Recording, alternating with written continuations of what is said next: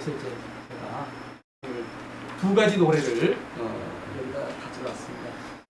며칠 전에 제가 이제 그 백선엽 장군 그 흉무음악회에 갔다가 이 노래를 이제 부르고 왔는데 이 노래를 부르면서 너무 놀랐어요. 자, 이 노래를 보면은 이제 6.25 전쟁 기간 중에 만들어진 노래인데 여러분들 읽어보십시오. 연애 시체를 넘고 넘어 앞으로 낙동강 하나를 따라 우리는 전쟁한다. 원한이야 피해 외친 적군을 무찌르고서 꽃잎처럼 떨어져간 전이야 전이다. 그러면 전우의 시체를 넘고 넘어 앞으로 어떻게 읽느냐에 따라서 느낌은 좀 다를 수가 있습니다. 여러분들이 이 노래 가사에서 생각하는 느낌은 어떤가요? 아름다울까요? 평화로운가요? 씩씩한가요? 슬픈가요? 어떤 느낌이세요? 슬퍼요. 슬퍼요? 네. 네. 약간 슬픈 느낌도 있고 제가 이 노래를 들으면서 느끼는 느낌은 약간 씩씩하지 않나 이런 느낌도 있었어요. 그러니까 아름다움과 평화로운가는 전혀 아닌 것 같고 여러분 이제 다음 노래를 요거는 가요니까 그렇다고 치고 요거 그 군대 갔다 온 사람들은 귀에 박히도록 들었던 그 노래입니다. 아름다운 이강산을 지키는 우리 사나이 기백으로 오늘을 산다. 포탄의 불바다를 무릅쓰면서 고향 땅 부모 형제 평화를 위해 전우야 내 나라는 내가 지킨다. 멸공의 횃불 아래 목숨을 건다. 이 노래에 대해서 느끼는 느낌은 어떨까요? 씩씩해. 아주 씩씩하죠. 네. 좀 슬픈 느낌은 너무 없지 아까보다는 바로 그겁니다. 여러분들이 느끼는 느낌이 아주 정확하게 느끼셨어요. 그래서 이 노래를 우리가 한번 조금만 들어보도록 하겠습니다.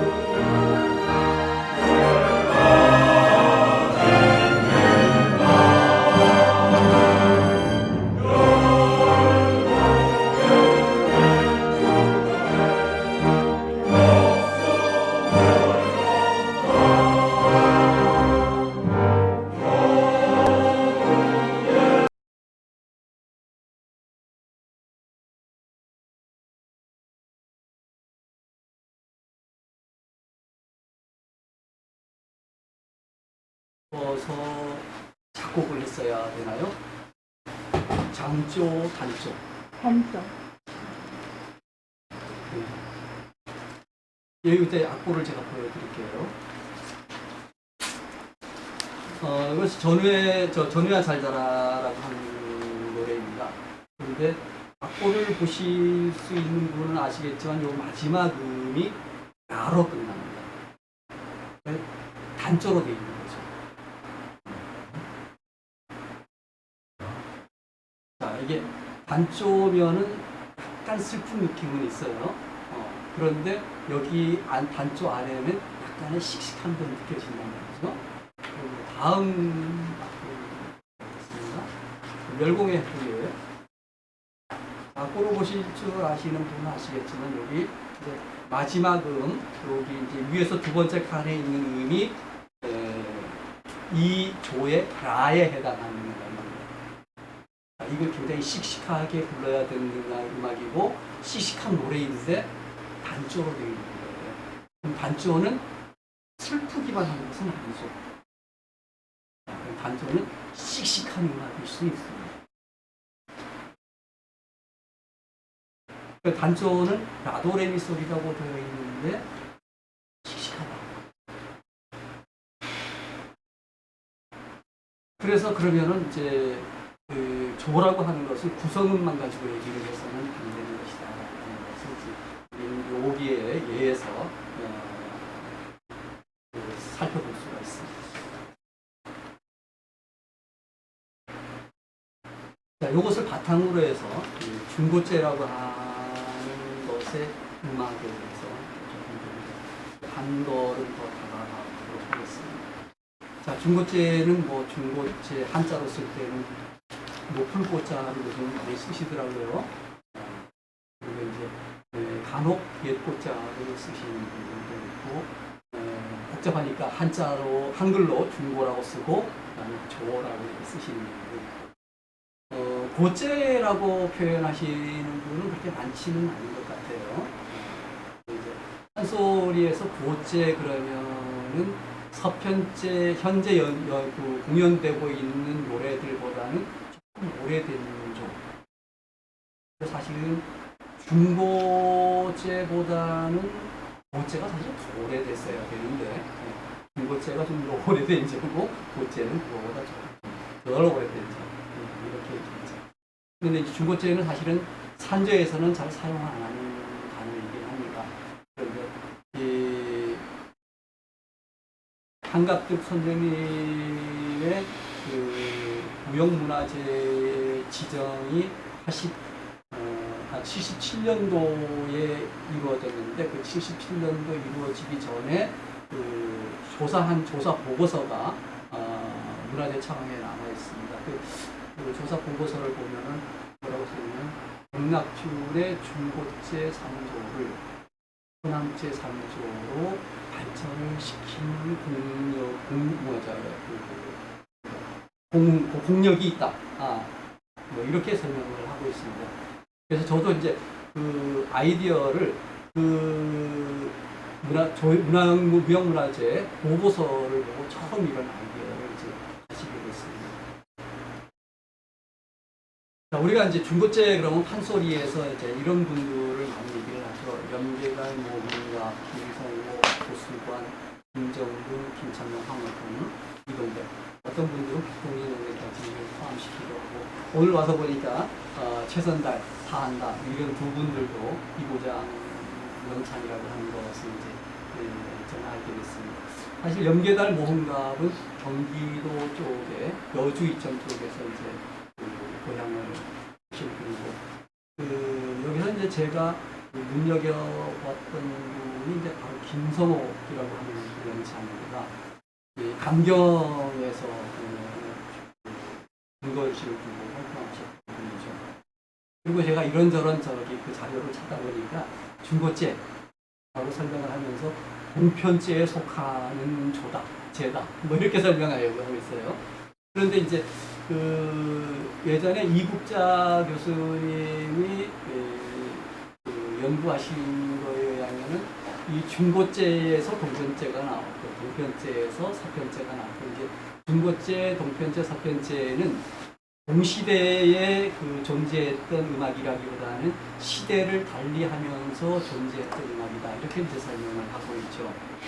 그래서 저는 그 이국자 선생님의 그 설명이 훨씬 마음에 와 닿았습니다. 그렇다 그러면 이제 동편제에 속한다라고 얘기를 하는 얘기는 조금 좀 그 설명이 잘못된 것 같고 차라리 그 동편제에 뭐 중고제가 많이 남아있다든가 이런 식으로 표현을 했으면 더 좋지 않았을까 이렇게 생각합니다.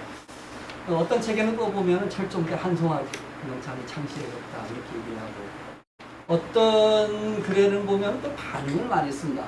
이야기하니까 제가 생각하기에는 이 중고제는 사실은 반응을 많이 쓰면은 안 되는 음악 같아요. 그리고 단계적으로 치켜 올라간다, 선율이 위로 상승을 한다라고 하는데 이것도 일부는 맞고 일부는 아닌 것 같습니다. 오늘 여러분들이 이게 검은고 음악을 들어보셨지만은 이 상승하는 선율만 있는 건 아니잖아요. 음악의 선율이라고 하는 것은 상승과 하강을 수없이 반복하는 과정에서 어떤 것이 좀 더 많으냐, 그리고 어떤 음으로 가려고 하느냐라고 하는 것이 이제 더 중요하다고 생각을 하고, 어떤 연구가들은 중고제에는 즉흥성이 강한 음악이다. 그런데 그거는 아마 중고제 음악이 많이 남아있질 않고 몇 개 남아있는 음반들을 보면은 그나마 동편제나 서편제의 그런 어떤 바디들보다는 조금 달라 보이는 것 때문에 즉흥성이 강한 음악이다. 이렇게 얘기를 하는 것 같아요. 여러분들이 오늘 그 음악을 들어보셨지만은 이 현재 연주되고 있는 검은고 산조보다는 굉장히 그 고졸하다 그래야 되나요?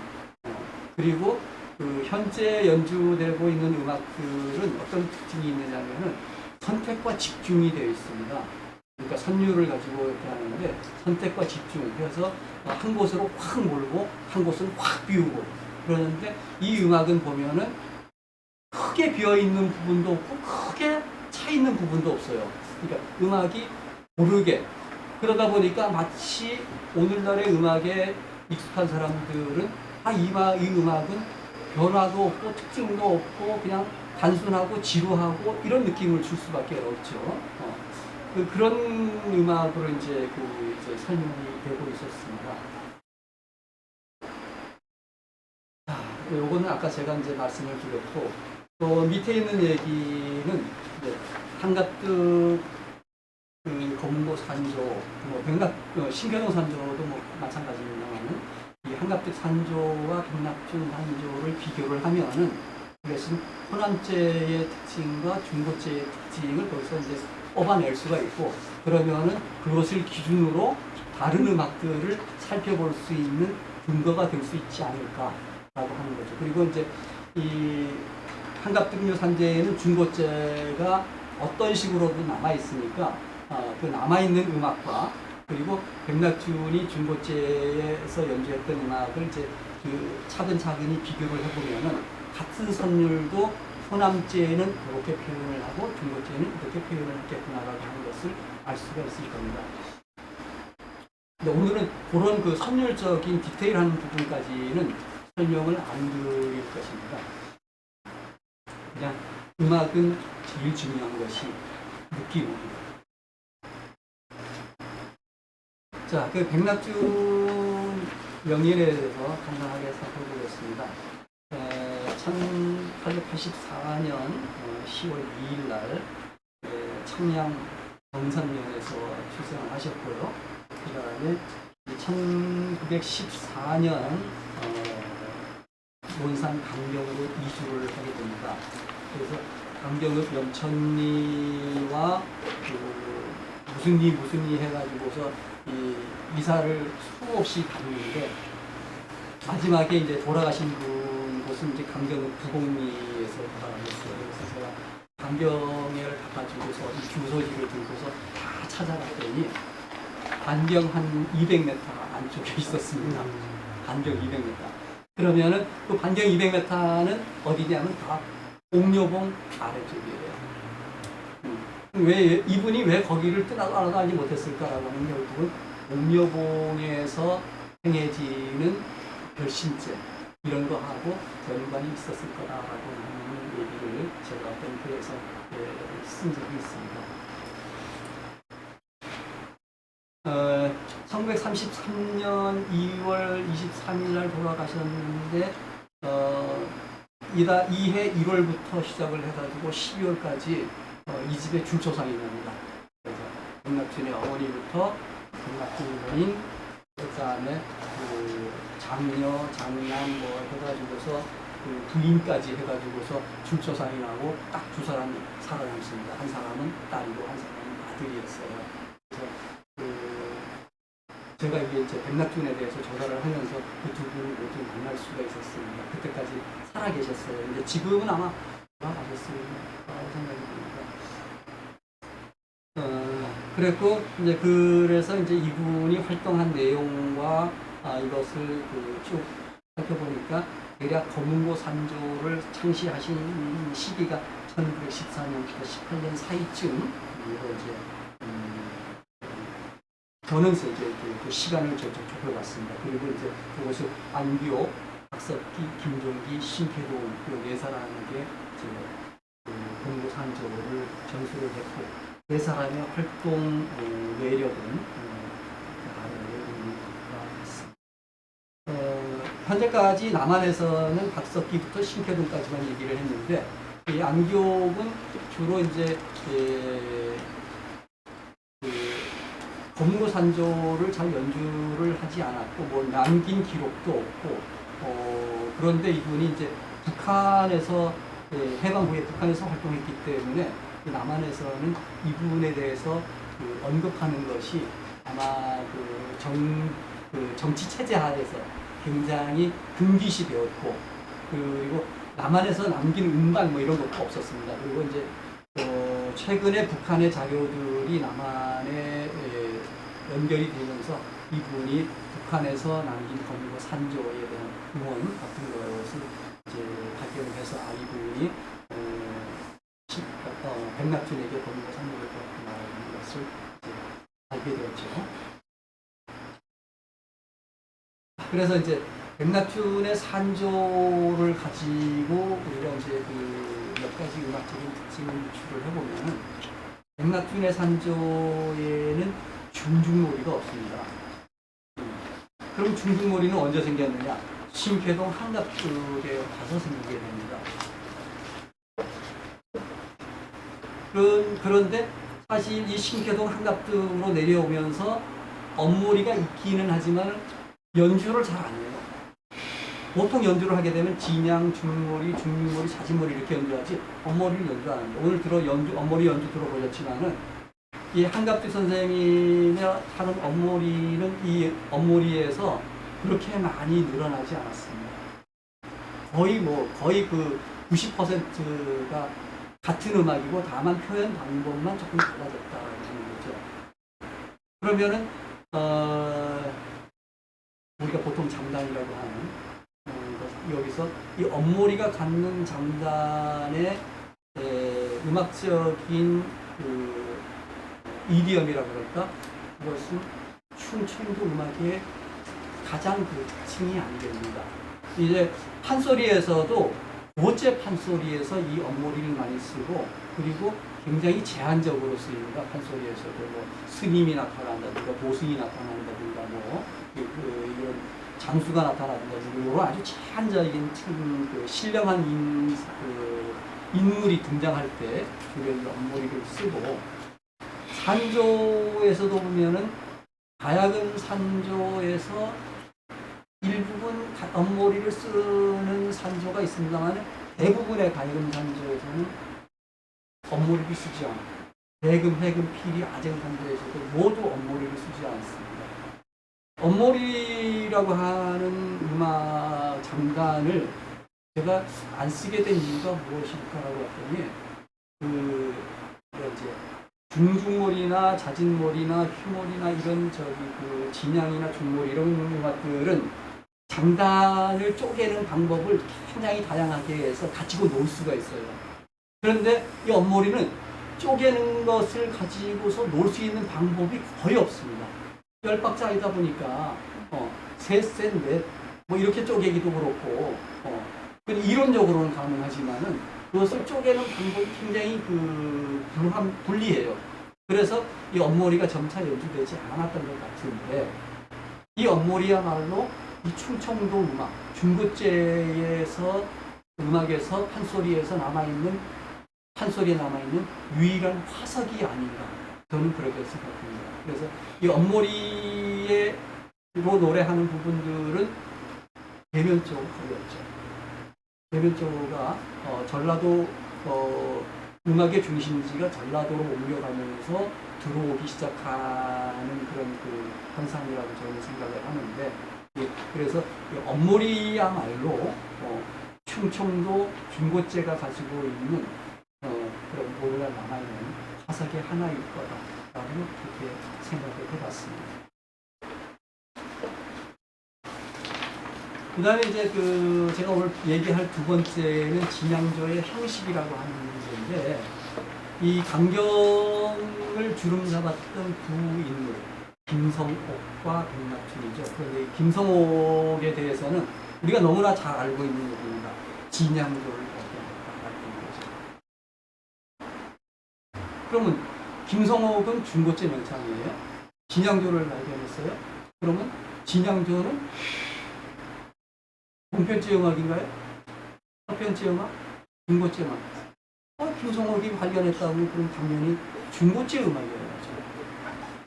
중고재의 특징인 거죠. 중고재의 특징이 전해져서, 그리고 동편제에서 동편 스타일로 발전을 했고, 그리고 서편제에서 서편 스타일로 발전한 음악이죠. 그래서 이 중고재, 그러니까 진양조라고 하는 것이 발견됨으로써 동편제, 서편제에서 우조를 더 우조답게, 계면조를 좀 더 계면조답게 만들어가는 그런 과정에서 굉장히 중요한 그런 역할을 했다라고 생각을 합니다. 자, 그래서 이제 학슬풍, 다리를 못 쓰는 용이죠. 그리고 병석에 누워서 심심하니까 가곡을 연구를 했다고 해요. 진양조를 창시했다가 아니라 진양조를 발견했다라고 합니다. 그럼 발견했다라고 하는 것은 어떤 뭔가가 있었기 때문에 그것을 이제 발견을 한 거죠. 자, 송옥록이 근세의 병세가 어떠하며 아이 고적하지 아니한다라는 의미의 말을 늦은 중머리로 부르면서 강으로 들어섰다. 그러면 우리가 요거를 보면은 늦은 병세가 어떠하며 과히 고적하지 아니한다. 늦은 중머리 몇 장단에 불렀을까요? 한 2장단이면 적당할 거라고 생각합니다. 그랬더니 김성옥은 병석에서 고독의 비애를 몹시 느낀다는 의미의 말을 진양조로 파악하였다. 그때까지는 중머리만 있었고 진양조는 없었다. 정록식이 분명하게 얘기했어요.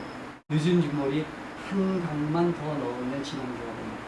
늦은 중머리 하나에다가 늦은 중머리 한 강을 더 넣어서 24박으로 만들어주면 진양조가 된다고 하는 거죠. 그러면 여기서 이제 근래의 병세가 어떠하며 과히 고적하지 아니한가. 이걸 늦은 육머리로 부르면 늦은 육머리 2장단을 부르게 되니까, 이걸 진양조로 부르면은 진양조 밑장단으로 불러야 되죠. 늦은 병세가 어떠하며, 이거를 적어도 24박으로 불러야 하고, 과히 고적하지 아니한가. 이걸 24박으로 불러야 합니다. 오늘날 판소리에서 진양조를 보면은 제가 이제 어떤 학생이 저한테 찾아와서 진양조를 연구하면서 진양조 학위 논문을 쓰면서 진양조를 어떻게 하면 좋겠냐라고 얘기를 했을 때 제가 무슨 얘기를 했냐면은 모든 음악은 참 시작 부분과 중간 부분과 끝 부분이 같지가 않다. 그러면 시작 부분에 있는 것은 진양조의 오리지널이고 원류고, 중간 부분이나 뒷부분에 나오는 것은 진양조를 좀 더 재미있게 잘 잘 표현하기 위해서 여러 가지 다양한 변화를 주었을 거라는 생각을 저는 갖고 있습니다. 뭐 검증된 얘기도 아니고 그렇습니다. 그래서 앞부분을 잘 봐야 돼요. 그리고 그 앞부분이 구조가 어떻게 생겼는지. 그런데 사실 한 소리의 진양조를 보면은 시작 부분이 18박으로 된 것도 있고 24박으로 된 것도 있고 굉장히 다양합니다. 그래서 그것을 딱히 결론을 내기는 조금 어렵기는 합니다. 그런데 동초 김현수 선생은 그걸 18박짜리를 24박으로 만들어서 노래를 하셨잖아요. 그럼 동초 김현수 선생이 추구했던 그런 음악, 그걸 이제 뒤에 와서 다시 한번 얘기를 하겠습니다. 어쨌든 이 진양조라고 하는 것이 제가 이 문구를 봤을 때는 늦은 증몰이 두 각을 합쳐서 진양조를 만들었다. 그리고 누구에게 이게 전승이 됐냐면 송은록이에요. 송은록이 본편제의 창시자랍니다. 송은록은 김성옥과 천안매부지간이에요. 그러니까 동시대에 살면서 김성옥에서 김성옥이 발견한 진양조를 가지고 가서 음악적으로 동편제 스타일로 남원에 가가지고서 다시 동편제 스타일로 정착을 시키고 확장시키는 그런 역할을 하는 거죠. 그럼 결국은 어쨌든 진양조라고 하는 것은 중고제에서 시작된 것으로서 오늘날 동편제와 서편제의 화석으로 남아있는 음악적인 특징이다. 이렇게 얘기할 수가 있습니다. 자, 진양도 늦은 중몰이의 24박은 어떻게 구성이 되냐면은, 6박 4개로 이루어집니다. 6박 4개로 이루어지는데, 이 6박 4개의 구조는, 뭐, 지금 현재 소리북을 치는 사람들은 6박을 반복해서 치는 거다. 이렇게 설명을 하면서, 다만, 음악적인 상황에 따라서 그것을 18박으로 치기도 하고 30박으로 치기도 하고 36박으로 치기도 한다. 뭐 이렇게 설명을 합니다. 그런데 이 초기의 모습을 이제 제가 보겠습니다. 24박으로 된 음악은 기경결해의 구조로 되어 있다라고 하는 거죠. 그러니까 진양조 24박을 설명하시는 분은 기경결해 설명에 대해서 이론이 없어요. 다만 이제 육박론을 주장하시는 분들은 뭐 기결해, 기경해 뭐 이렇게 해가지고서 설명을 하고 있습니다. 그래서 이제 이 진양조 3단에서 적용을 한 결과는 내고, 달고, 맺고, 푸는 이런 구조가 되는 것이고. 자, 그런데 이 기경결해는 한시의 결구법, 즉 기승전결을 음악에 적용한 것이고 그것을 음악적으로 해석해서 기경결해라고 하는 그런 단어로 바꾸어 놓은 것입니다.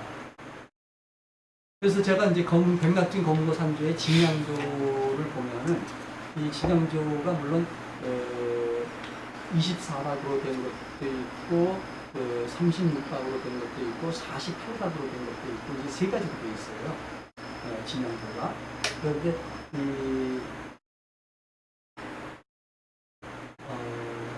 언제나 한 학생이 박사 논문을 쓰겠다고 이제 저한테 왔는데, 그래서 네가 생각한 게 뭐가 있느냐 그랬더니 이제 근현대 음악사에 대한 것부터 정리해 멋있고 얘기를 했는데 제 귀에 딱 와서 꽂힌 것이 이제 한성준의 곡법에 대해서 연구를 해보니, 왜냐하면 한성준이 한소리 곡법의 창시자다 이렇게 알려져 있거든요. 오케이. 그러면은 그거는 한성준이 반주한 음반이 굉장히 많이 남아 있습니다. 그거를 다 조사를 하면은 이게 뭔가 나오겠다. 그래서 이제 조사를 시켰어요. 그래서 조사를 시켰는데 시간이 갈수록 오리무중이 된 거예요. 왜 오리무중이냐? 음악은 18박도 나오고 24박도 나오고 30박도 나오고 36박도 나오는데 한성준은 계속 처음부터 기경적이에요. 장단이. 그러면 이제 우리가 음악적으로 판소리와 또는 산조와 장단이 기경계라가 맞아야 되느냐 아니면은 기경계라고 하는 장단을 베이스로 놓고 음악이 그 장단을 가지고 놀아야 되느냐라고 하는 두 가지 미학적인 문제에 부딪히게 됩니다. 답이 없어요. 오늘날의 많은 고수나 이런 사람들은 그것이 음악하고 이게 맞아떨어져야 된다고 생각하지만은 사실은 장단은 그 기본형을 딱 그 귀를 팔지 않고 기본 장단을 딱 지키면서 쳐주고 창자가 그 장단 위에서 자기가 마음대로 가지고 노는 것이 그것이 중요하지 않을까? 저는 이제 그런 생각도 해봤습니다.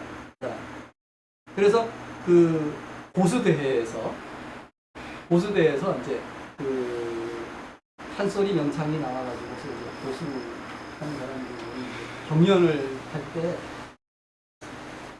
장단을 저기 이제 같은 건피 중류가 됐든 무슨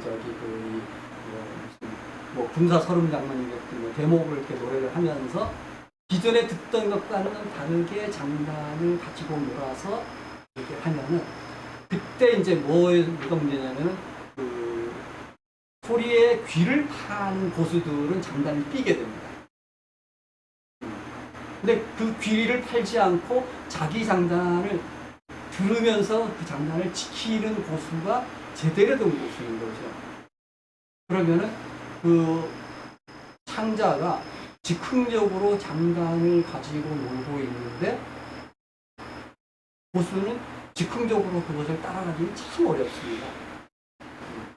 그래서 이제 이것은 한성준이 그 당시에 했던 그 장단법은 기경결례라고 하는 원칙을 거의 그냥 무슨 그 군과업조처럼 지키고 있어요. 그래서 백낙준, 진양조 이 장단도 장단 치는 거 보면은 그 장단이 어떻게 가든지 간에 기경결례를 거의 맞춰서 치고 있습니다.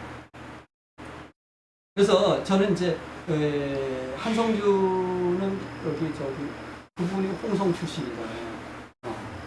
그 홍성 읍에 가면은 그 기념관도 있고 전시도 되어 있고 하는데 역시 이 기경계를 제대로 가지고 가는 것이 충청교만 그리고 이것이 중고제의 또 한 가지의 음악적인 특징이다. 이렇게 이제 저는 정리를 하고 싶습니다. 근데 음악적인 미학으로 따졌을 때는 어쨌든 아까 제가 얘기했던 두 가지가 모두가 맞기 때문에 그것은 미학적인 문제에 대한 것은 답이 없습니다.